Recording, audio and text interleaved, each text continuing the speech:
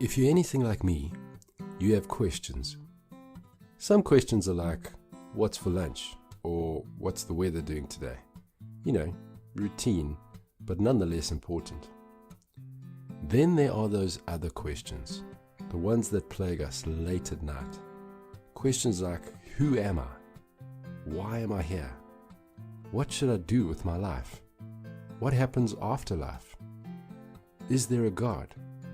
If so, how can I know Him? How can I understand Him? I was reading the Bible the other day, Psalm 36 to be exact.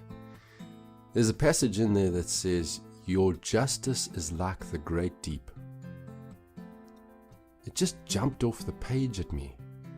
At the time, it seemed like it was an invitation from the heavens, permission from God Himself to ask all these sorts of questions. I mean, why would the psalmist write that God's justice is like the great deep? Surely that in itself is an intriguing concept. But more than that, it elicits something in me about the state of the world in relation to who God is. For example, here's a question I hear people asking often. If there is a God and He is good and He is loving, then why does a good God allow bad things to happen to good people? This scripture in Psalm 36 got me thinking. Why would God allow that? Why does He allow suffering? And is there a limit to how much suffering there can be in the world? When will a good God say, that is too much, no more? I have other questions, like, what is freedom? I mean, really, in today's society that is so liberal and supposedly informed in the information age, exactly how free are we? When I think about my own family and I look at today's society, I sometimes think, why should any young person get married? And in today's promiscuous media culture, does anyone really consider sex before marriage taboo? What about kids? Why would anyone want to have kids? In this chaotic world, why would you even want to bring a child into the world, given the state that it's in?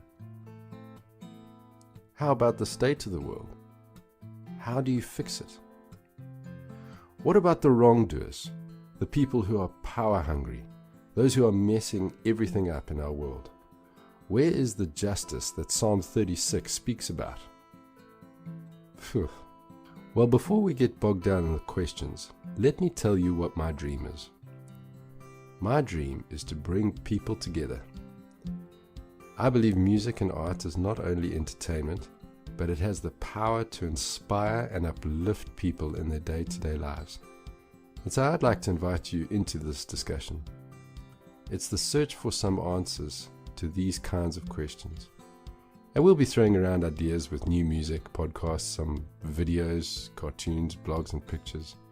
We figure that's a fun and entertaining and empowering way of dealing with lofty issues such as these. Basically, we're asking the question, how do you fix the world? It starts with you and me. Follow it all online. It's going to be amazing.